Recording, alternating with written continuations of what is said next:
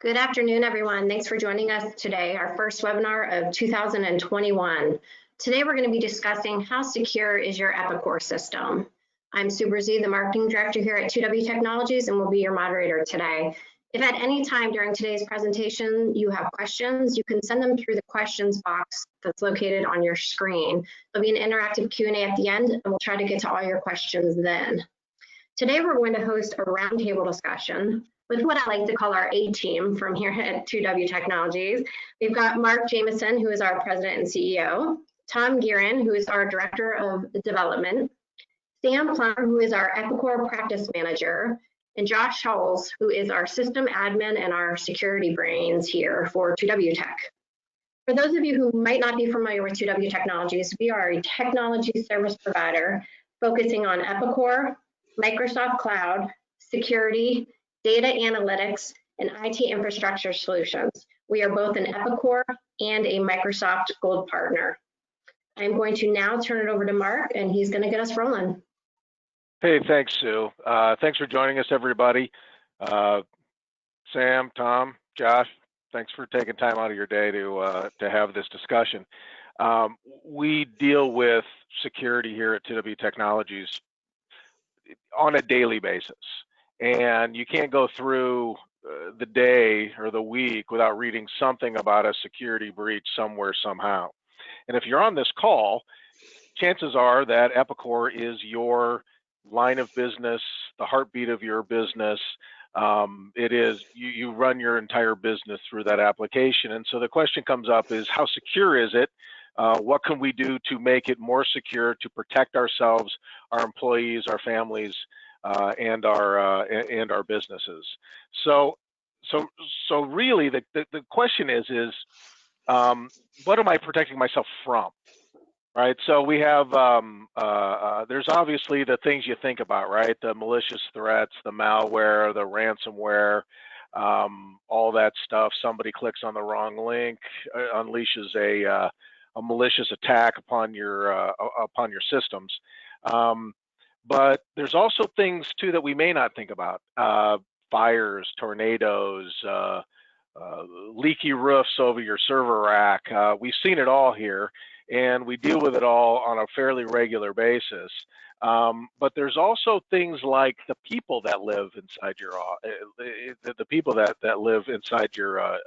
your business. In fact, you could almost say that the biggest danger to your Epicor system is actually a human being in front of a keyboard. And some of it is malicious, some of it is not malicious, some of it is just, I don't know what I'm doing, and so I'm starting to change some stuff and put some things in there.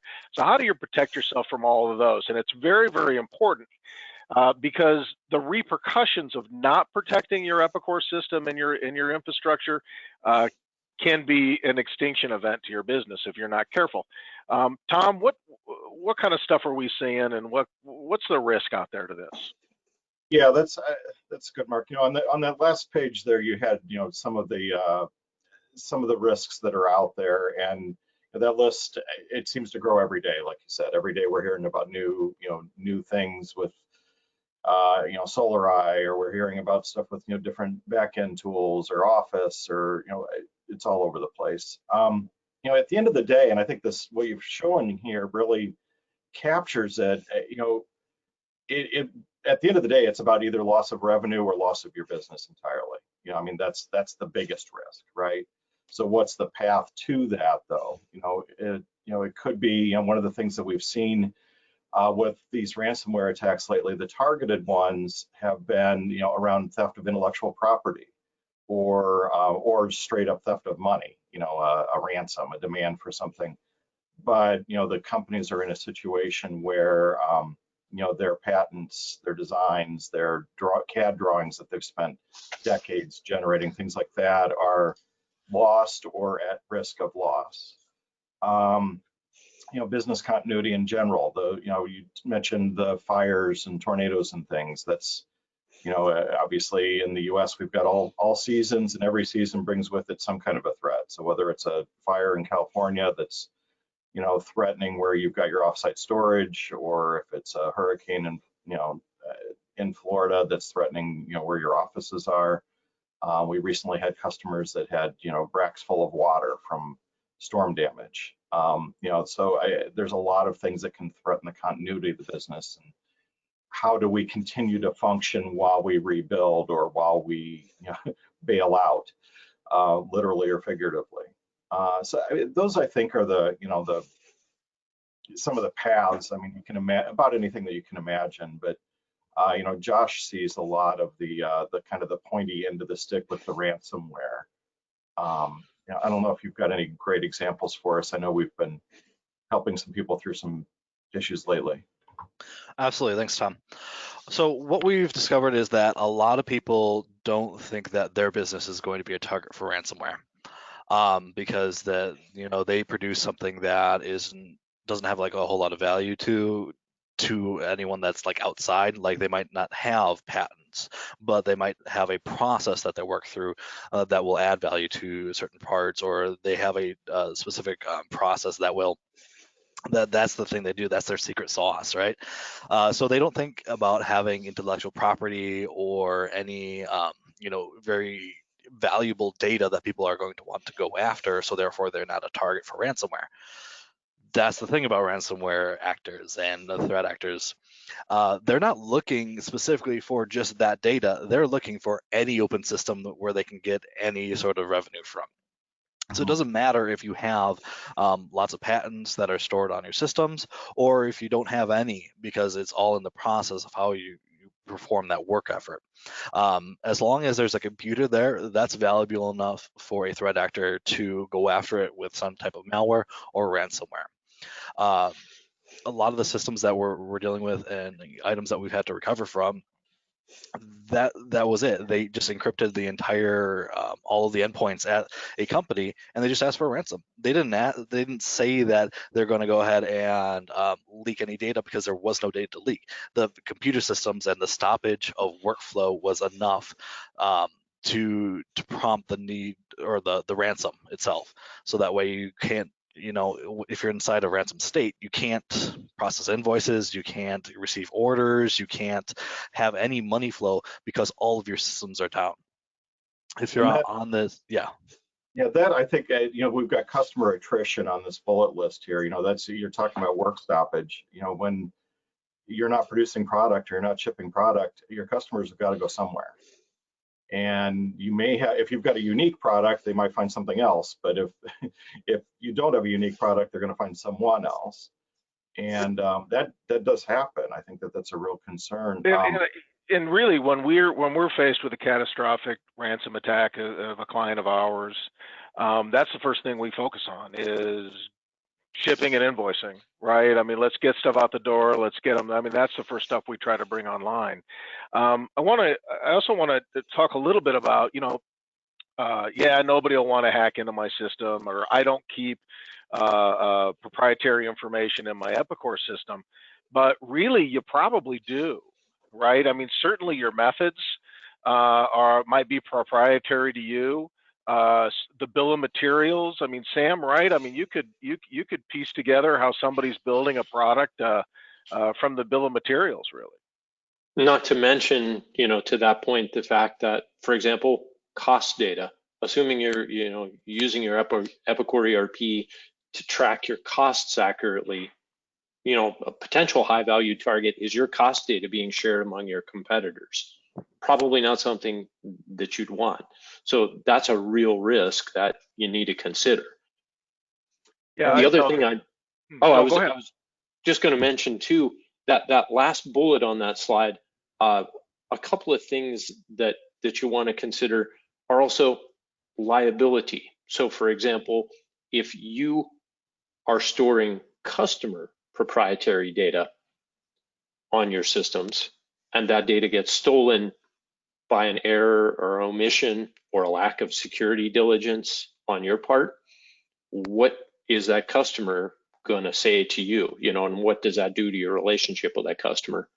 And then finally, if your poorly secured system is compromised and then used as a launch point for attacks against your business partner systems, that's an additional liability that you need to consider in your business. So there's really Again, you might just be stamping out flat washers, but that doesn't mean that you're not a potential target of attack, and it doesn't have a lot of negative implications for your business. Okay, so now that we've scared the hell out of everybody, this is what we're gonna run through today. So we're gonna cover infrastructure, how to secure your infrastructure, your network infrastructure, your cyber infrastructure. We're going to talk about securing the application itself, the Epicor application itself, and then we're going to talk about behavior, the behavior of your people. Again, I contend that the biggest risk to your business is the person that sits behind that keyboard. And then we're going to give you 7 things to do right now, and then we're going to give you 7 things to plan for. So let's get started. So Tom, let's talk a little bit about just the basic infrastructure, pieces and parts, firewalls, and that kind of stuff. Yeah, we could spend a weekend on infrastructure alone for sure, but in a general environment, in a general system, you've got firewalls that are protecting usually external access. Some in a larger environment or more complex environment, you might also have internal firewalls separating production from office, from sales, or something like that. But the role of a firewall really is to prevent access or to allow specific access.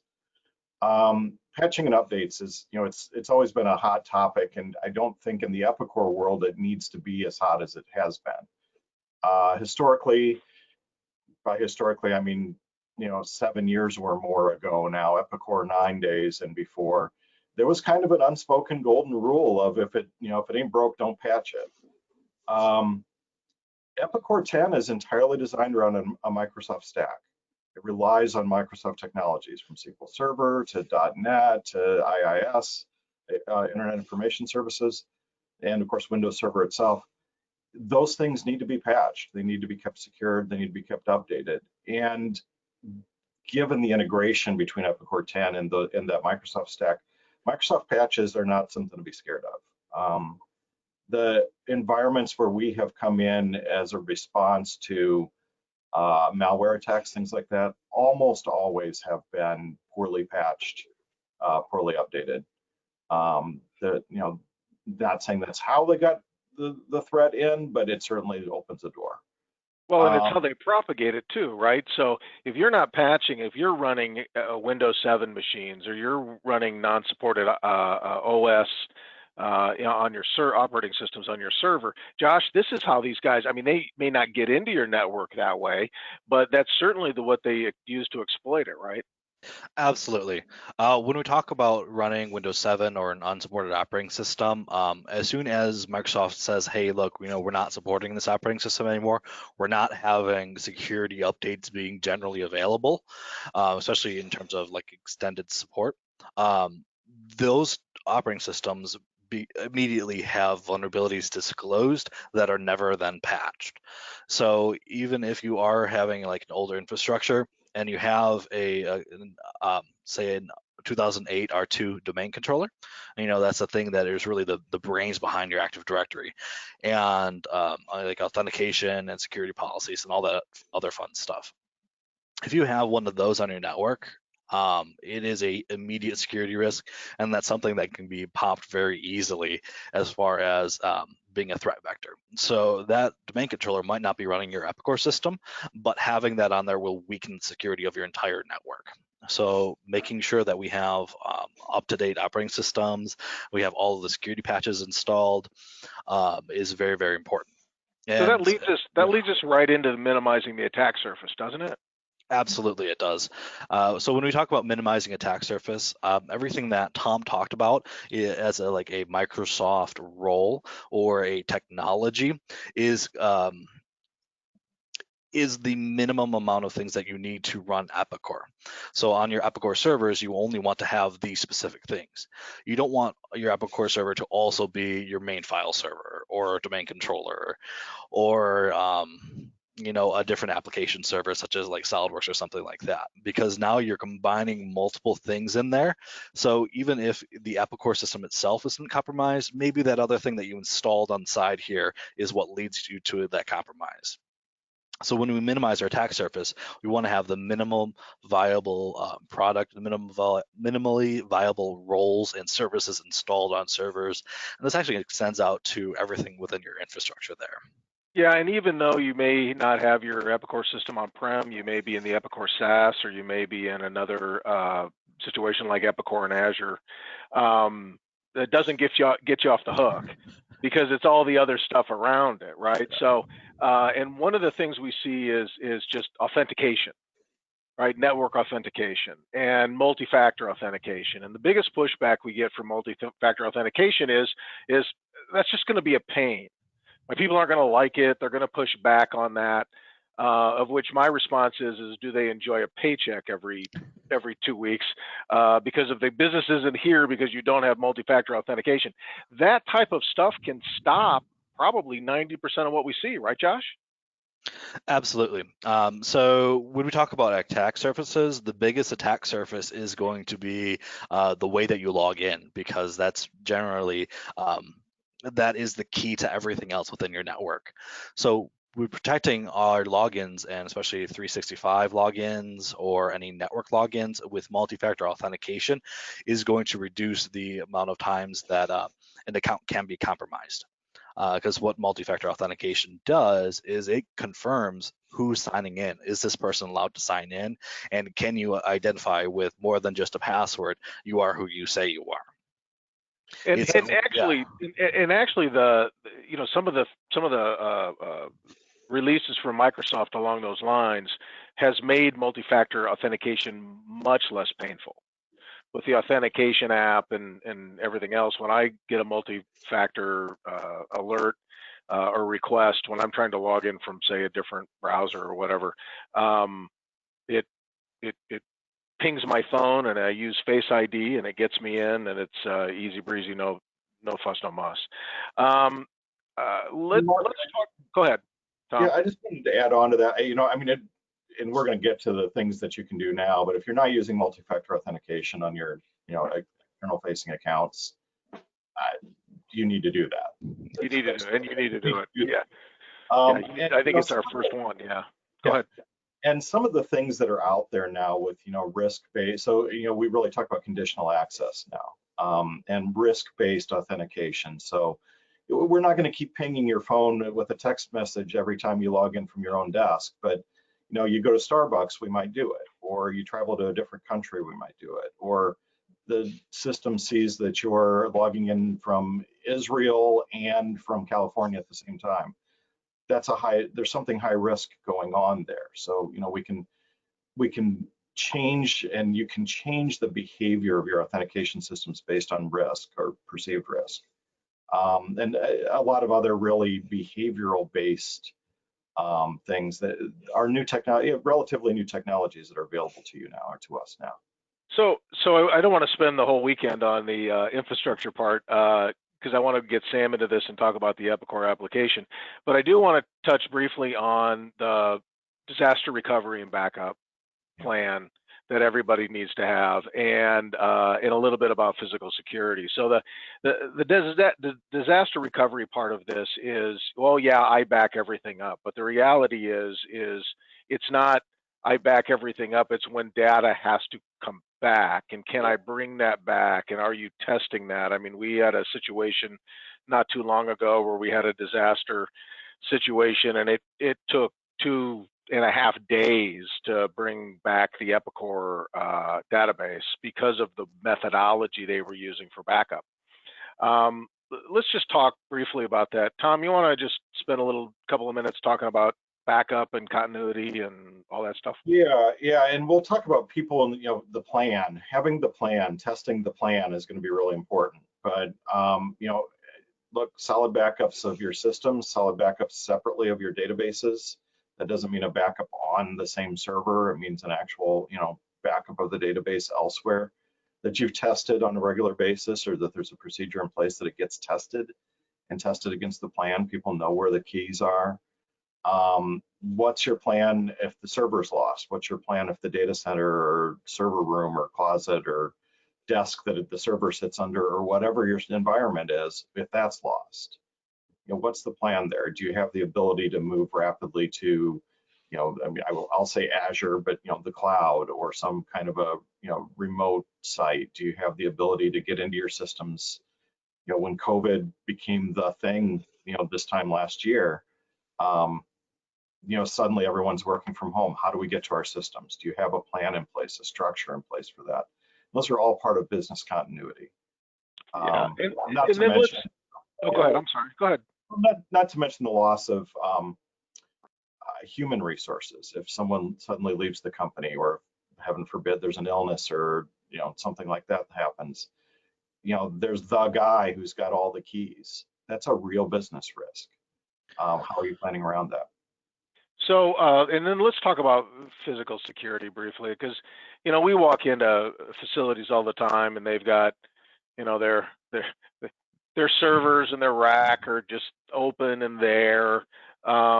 I guess we could probably put that in a box by saying, put your servers in a box with a key and a lock, so that only certain people can get to it. I mean, you might have all the world's greatest firewalls and everything else, but if somebody can stick a thumb drive in your server and download information, most Epicor databases aren't that big, so it would be really not a big deal to stick your Epicor database on a thumb drive.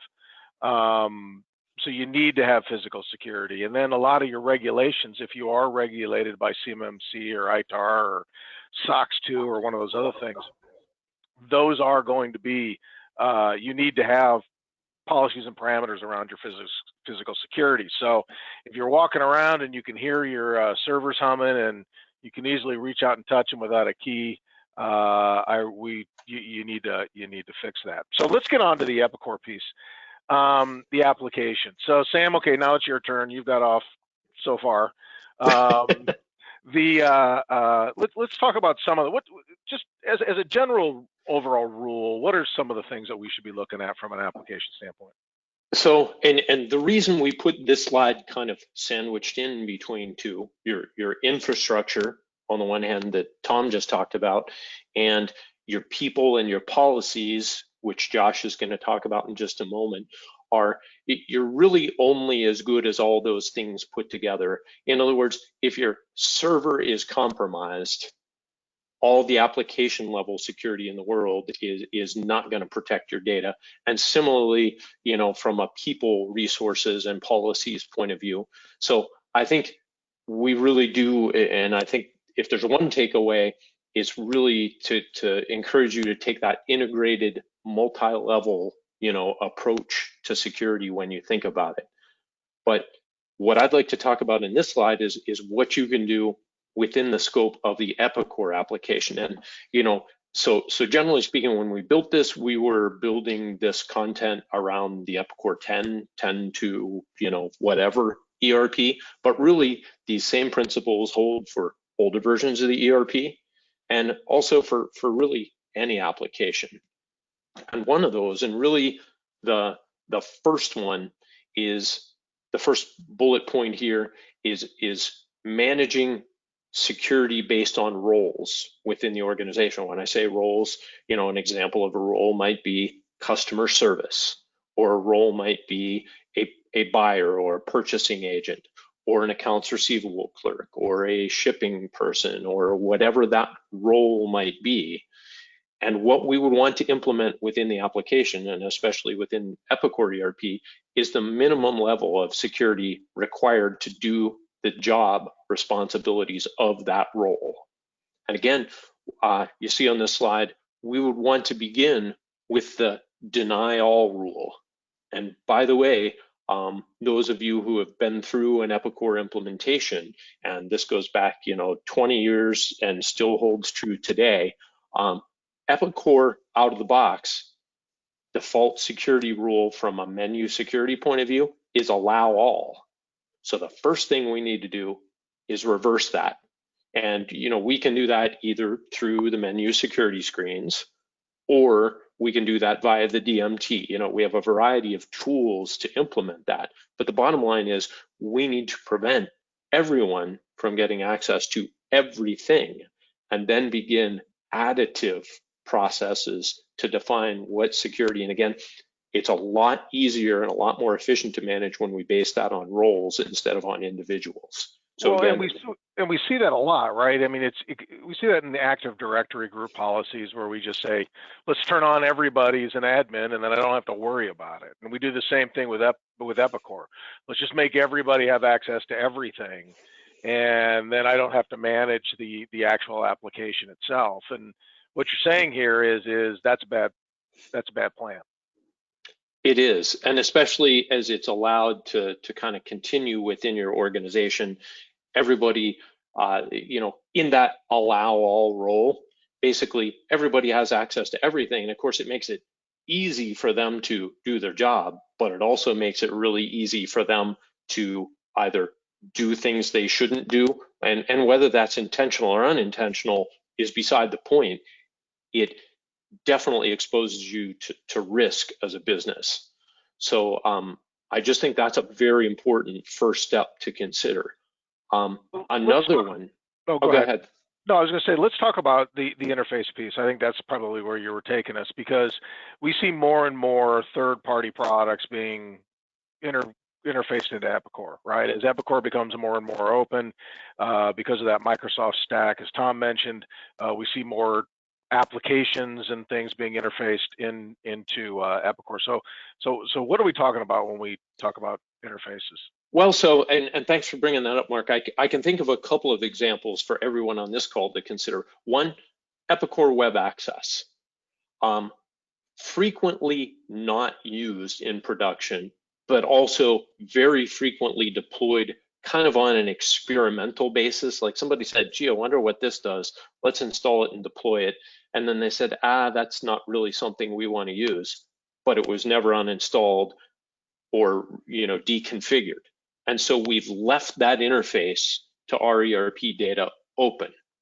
And then if we couple that with perhaps another poor security behavior of us exposing that Epicor ERP server or the server where web access is installed on the internet, and then we also happen to have that next problem that I'm referring to with non-secure default credentials, like in other words, the system manager password is still manager.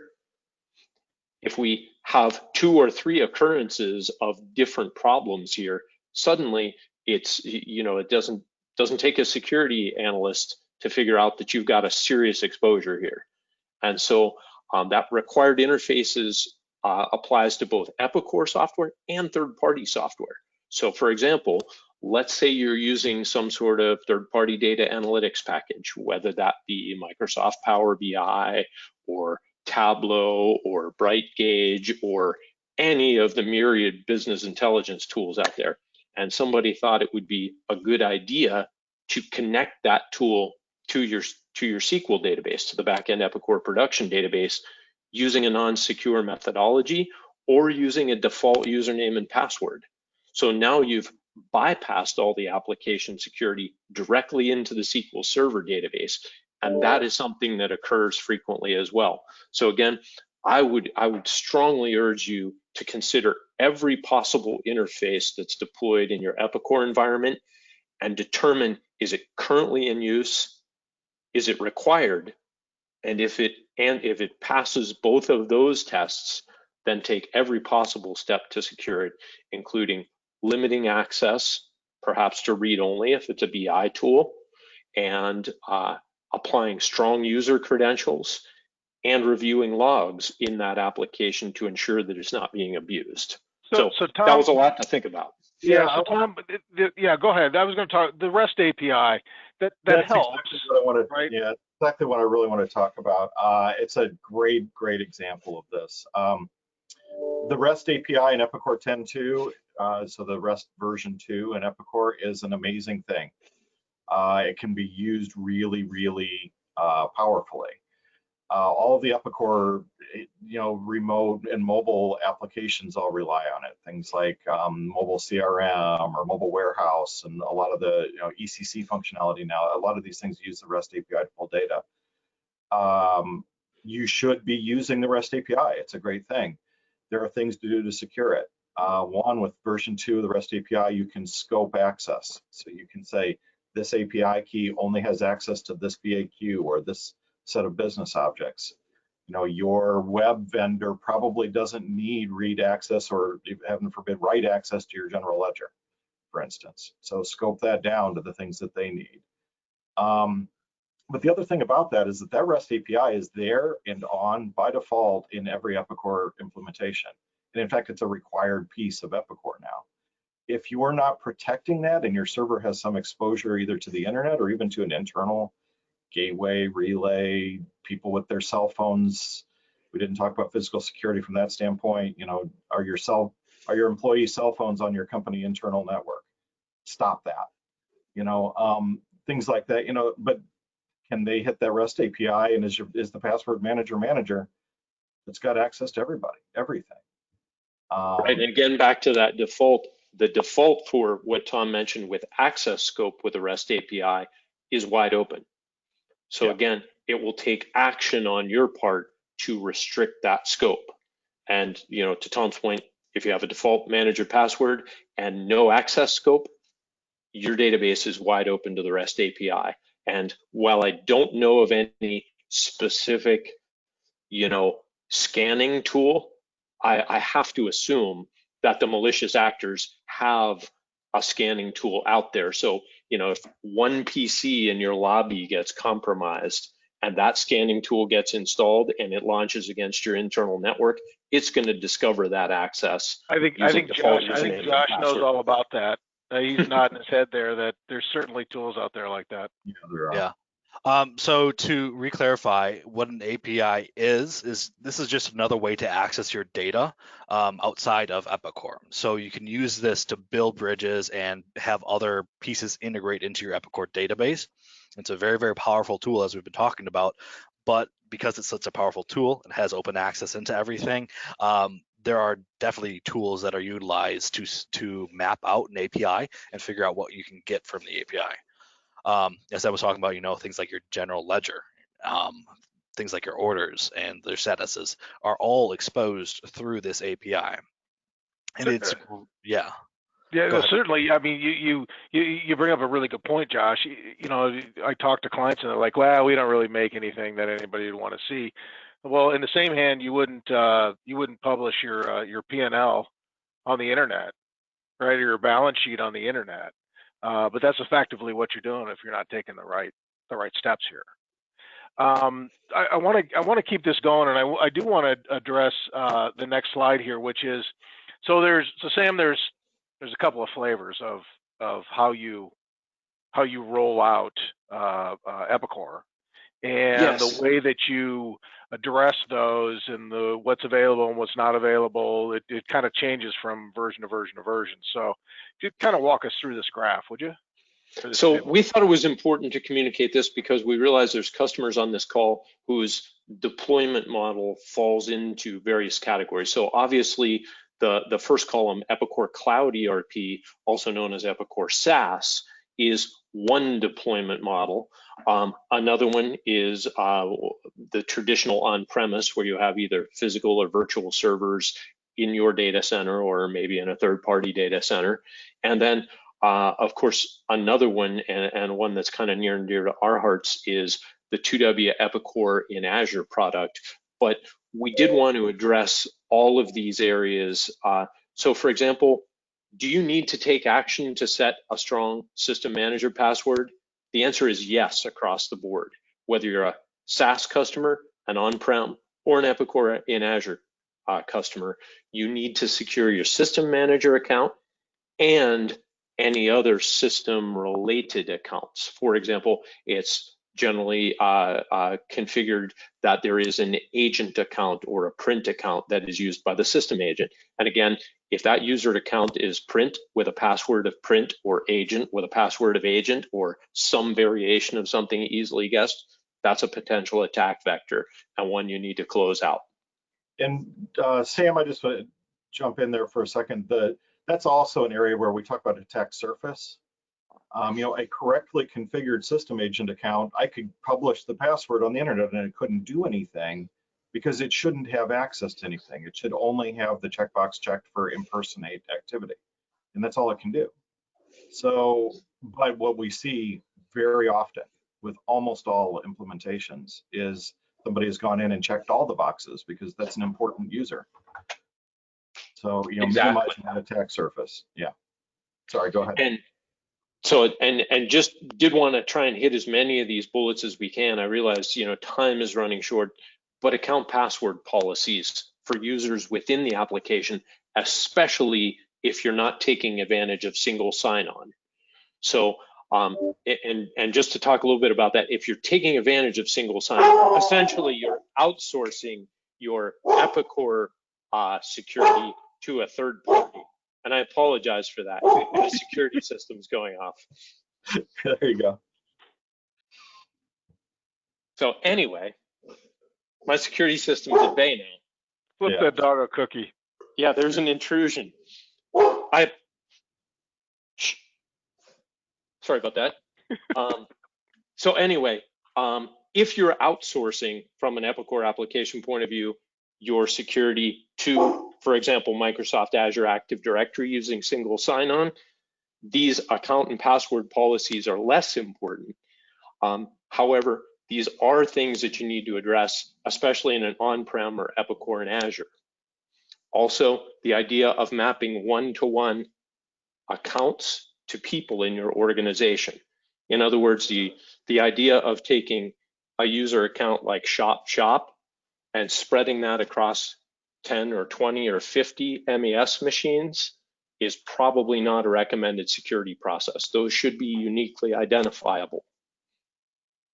Again, patches and updates. The only case where you really don't need to worry about these is in the Epicor cloud environment, and to some degree with Epicor and Azure, because we have a progressive and planned maintenance windows during which to do those. But definitely on premise, you need to really be focused on patches and updates to the application. That includes Windows, the database software, SQL Server. It includes, your firewalls, and and of course the Epicor application itself. So there's. Yep, exactly. Right up the stack from bottom to top. Again, required interfaces only. We've talked about this, and again, not so much of an issue if you're an Epicor SaaS customer, but definitely if you're an on-prem, and if you're an Epicor and Azure customer, we are only going to deploy those interfaces as you require them. So again, there's different flavors here, but what I'm attempting to call out for you is what things do you need to pay attention to based on this slide, based on your deployment model. And I don't want to spend too much more time on this slide because I think there's a couple more we need to focus on. Yeah, so let's go on to the people, right? The behavioral stuff. So Josh, walk us through this, because again, you're only as strong as your weakest link, essentially. If you've got folks who are going to the wrong websites or clicking on the wrong links or doing other things, right? That puts you at risk. So let's talk a little bit about this. Let's start with the inherently boring policies and training, but super important. Absolutely, thank you, Mark. So as we've referenced before, and we've talked about throughout this presentation, is the fact that we have to have all of these technologies that we're talking about, making sure that we have a secure API interface, that we have roles in place, that we have firewalls in place, that we patch all of our systems. Those are all really good pieces of technology, but as Mark just said, with people, that's where things start to fall apart. So the way that we control the vulnerabilities and from a technological sense is enforcing all of these systems and all this technology. Well, from a people side of things, we want to make sure that we have the correct policies and training, because as much as we have the technology piece covered, it all falls apart if we don't have policies in place, training and enforcement of those policies is a real big thing.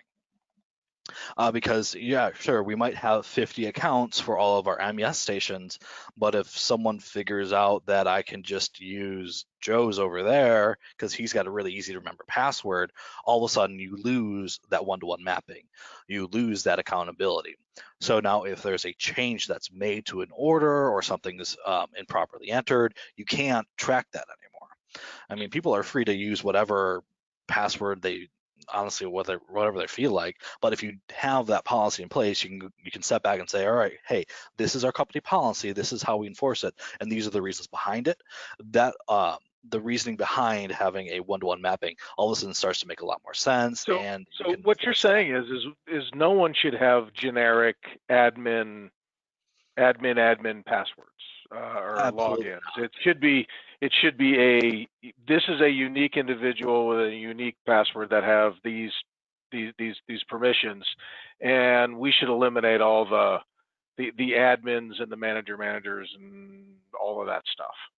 Absolutely, because if we're following Sam's policies and sort of techniques, is if we have a role that instead of having an admin account, we have an admin role.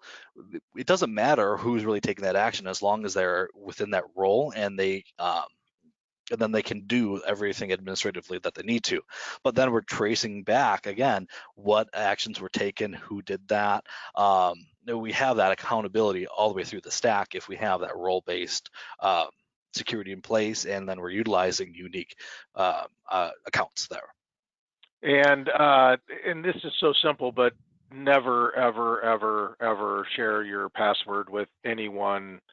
Don't write it on a Post-it note to put on your monitor. Don't tape it to the underneath your keyboard.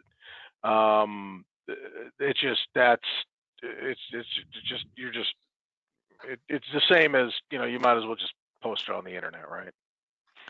Absolutely. So when we talk about having like a secure password or not sharing that, it also goes into, choose a stronger password instead of going fall 2021 or spring 2022, something like that, where we change the password every quarter and it's very predictable. Having a unique username and password that is a little bit more secure helps you be secure by default. It helps prevent those what we call birthday attacks or credential stuffing attacks, where we're reusing commonly used credentials and just trying to compromise accounts.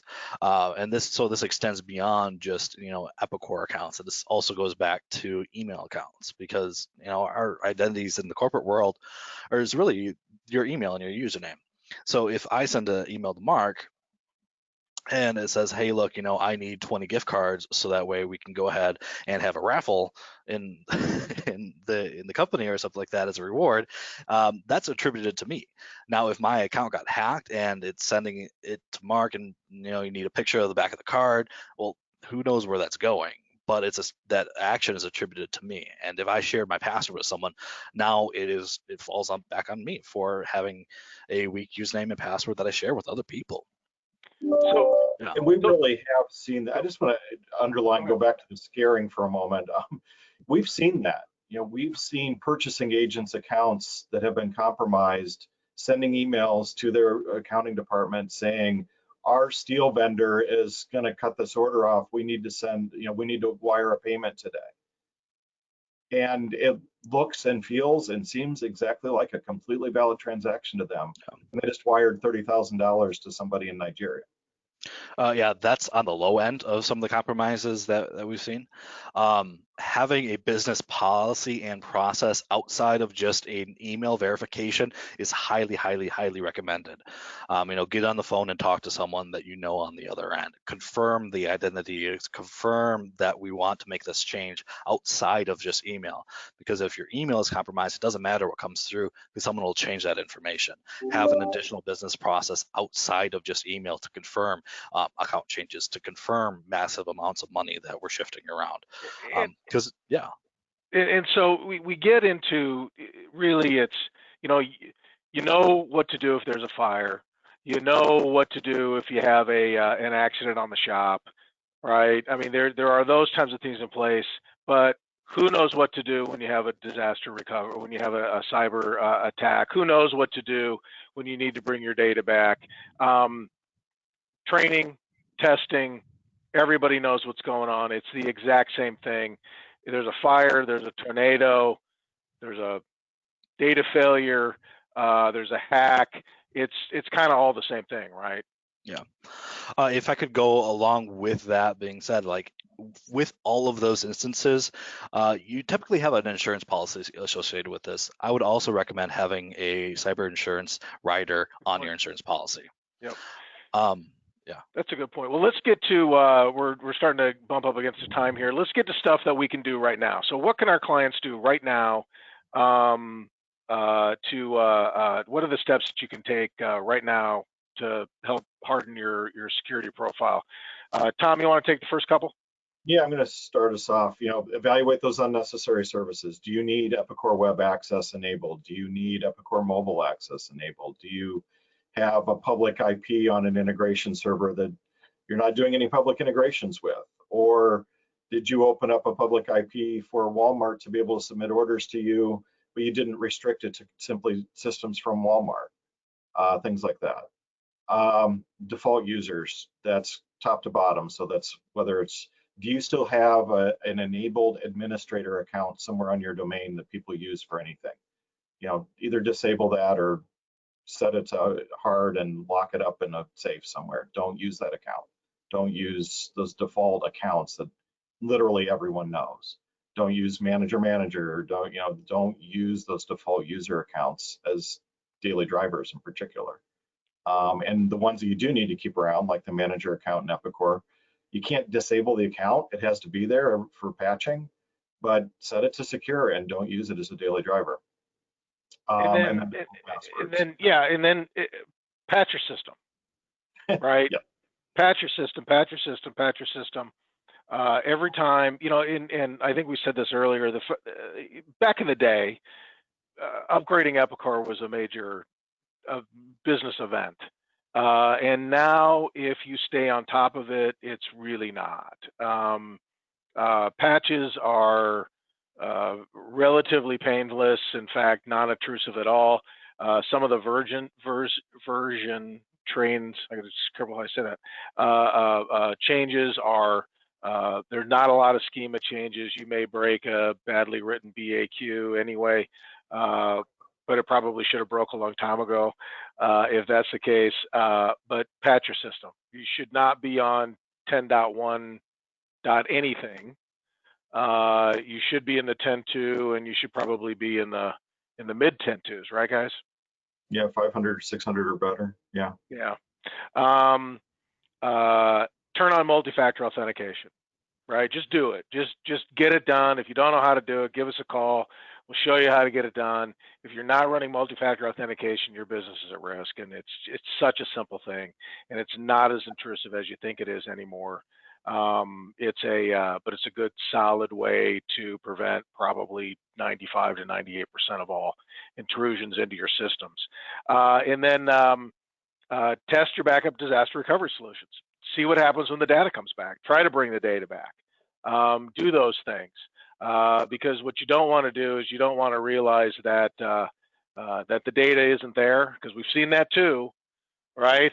They go, oh well, we got a backup, right up until they've got a good backup sometime in 2018. It's there. So let's talk a little bit about the stuff to plan for, right? So let's walk through some of this. Sam, what are we talking about? Minimize the complexity. So again, this falls into that category of things we've talked about to some degree, unused interfaces. But again, I made reference. So let's just, for example, say we have 2 or 3 business intelligence packages, maybe some of them formally, deployed and or sold by Epicor, and some that are third party. I think you really need to step back and take a hard look at those and say, do I really need 3 different BI solutions in my business, or will one do? And the same goes across the board for integrations. Do I need to have Service Connect? Do I need to expose .NET objects and methods and the REST API version 1 and version 2? Do I need all those integration points, or can I consolidate down to a single integration point? So those are all, the more complexity we have, the more things we have to manage, pay attention to, analyze logs for, and patch and update. And the fewer things, the better. Number 2 is do the fire drill, do the plan, right? Analyze what happened and then close the holes appropriate. Number 3, do an analysis of where the security gaps are in your network. We do this all the time. Josh's, anymore, it's kind of become his full-time job. But we look at, we do the analysis, we look at where the holes are. You may not be able to plug all the holes overnight, but you should at least know where they are. And then you should at least be able to budget and scope for where you need to, because in a lot of it, what we find, right, Josh, is it's low-hanging fruit. We can't hear you there, bud. Sorry about that. Yeah, absolutely. A lot of it is low-hanging fruit. Sort of the stuff that we're talking about here. Analyzing what accounts we have inside of our systems, what are our password policies. But getting a lay of the land will help you plan your business and plan for disasters, and then figure out what are some unknown unknowns. Because right now you don't know what you don't know. But as soon as we start taking a microscope down and looking at your network and figuring out where things are, all of a sudden that picture just snaps into focus. Tom, you run the cloud team. When we talk about evaluate cloud services or recovery, what are we talking about there? Yeah, look at what are your plans if your offices go away, if there's a fire, a tornado, a hurricane, a flood, a civil pandemic. Civil unrest is a recent one. People were unable in Minneapolis to get to their offices, some of our customers, for instance.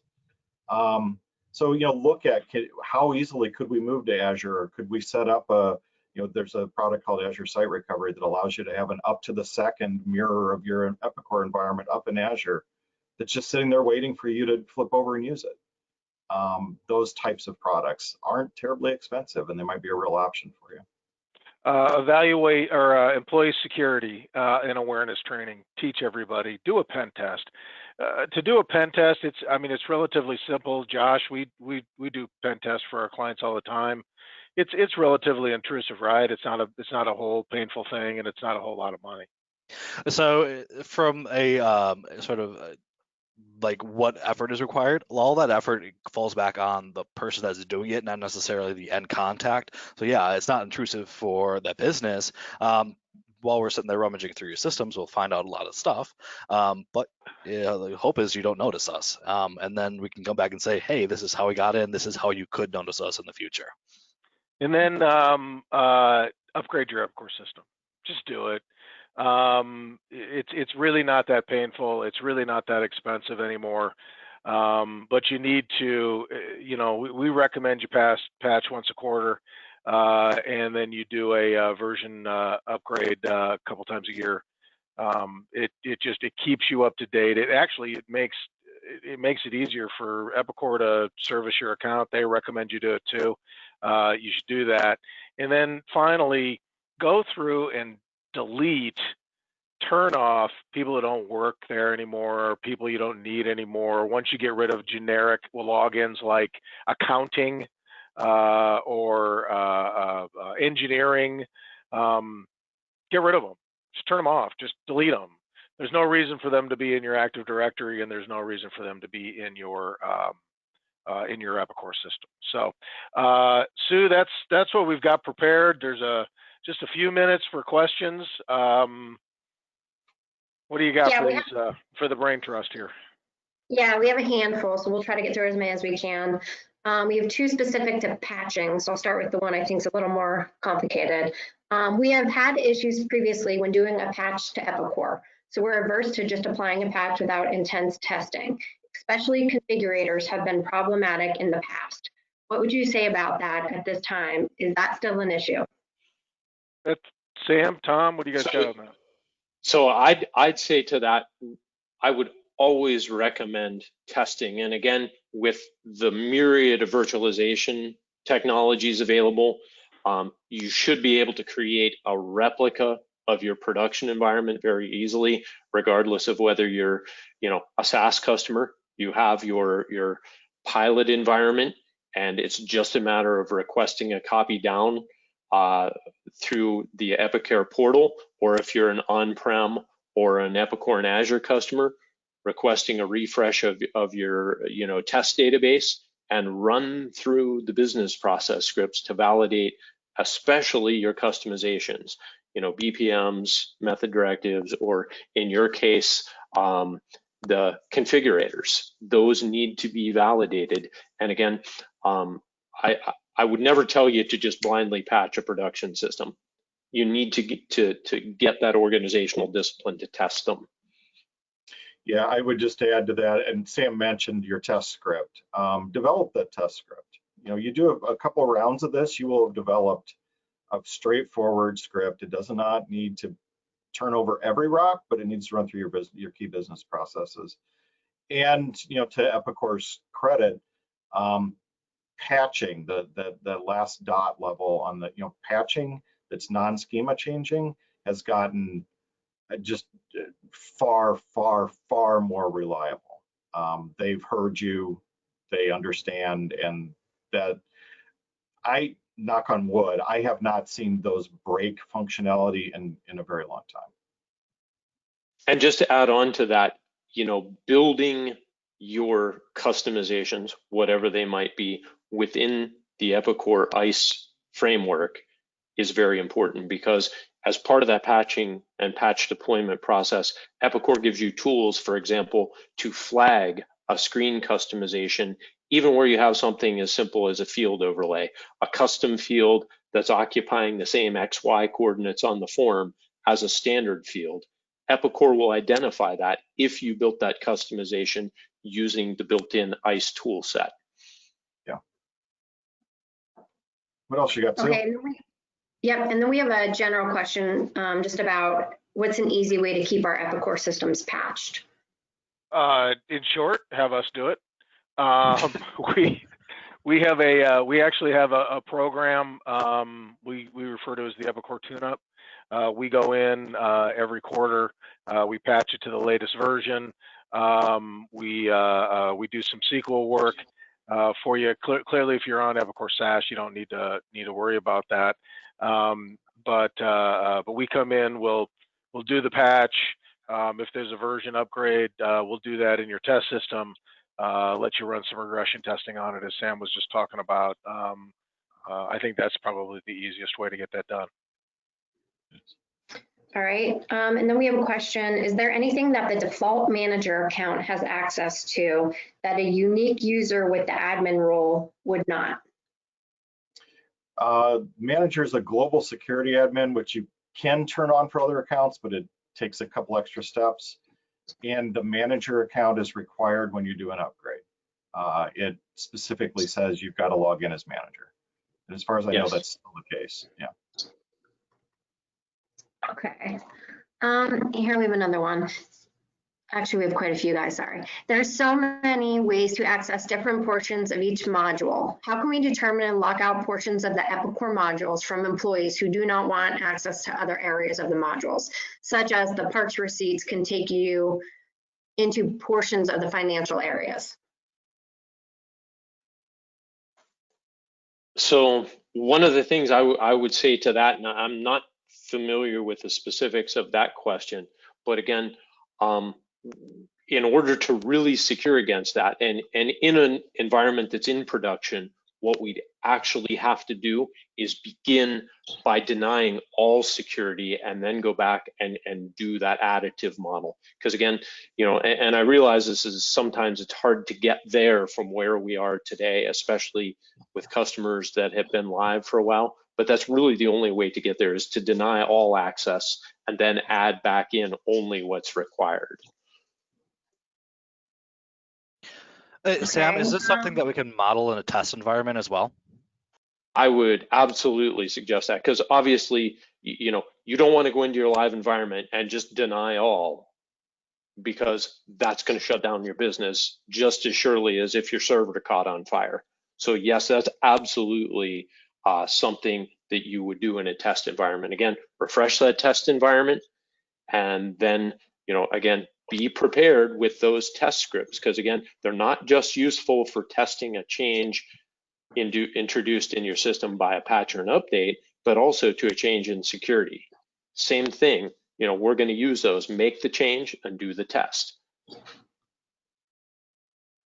All right, and we have 2 more questions. I think they're similar enough. You can probably answer them together. So one was specific to, is Epicor and Azure secure? And then the other one is it possible to make Epicor and Azure more secure than on-premise? Tom, why don't you, you're the... I'll say the short answer is yes to both. The little bit slightly longer answer, Epicor and Azure is secure. To date, there's never been a breach of a customer system through the Azure backend. So, no, there's not been like a cross-tenant type breach or anything like that. Microsoft has obviously got full-time staff that's their full-time job to make sure that those backend systems are completely reliable, completely secure. On the front end, we use best practices top to bottom and build from a secure zero trust platform on up when we build out Epicor in Azure. That's our Epicor in Azure, not just running Epicor in Azure, which would be a different thing. And can it be more secure than on-prem? Yeah, again, you don't have physical access, so you don't have physical access issues. You've got literally continuously updated, firewalls and web application firewalls. We use upon request, and all of our larger accounts, we use things like Azure Sentinel and Azure Security Center to do proactive monitoring. Those are managed security services staffed by both us and by Microsoft. Full alerting, full auditing, top to bottom. You couldn't afford to do it on-prem. The level of services that you're getting and the layers of security that you're getting in Azure. I don't think any of our customers, and we've got Fortune 10 customers, I don't think any of them could do it on-prem. Well, and a lot of times what we see is when there's an on-prem event, hack event or data issue, most times the only part that survives that is the stuff that we've put into Azure. We have seen that, yeah. Okay, it seems like that was all the questions. If I missed your question, or if you walk away from this and have other questions, please reach out to us. The team's contact information is up on the screen. You can obviously go to our website, give us a call, reply back to the webinar email, and we'll help you any way we can. That's all we have for today. Thank you, everyone, for joining us. Thanks, guys. Thanks, Sue. Thanks, everyone. Have a great day. Bye, everyone.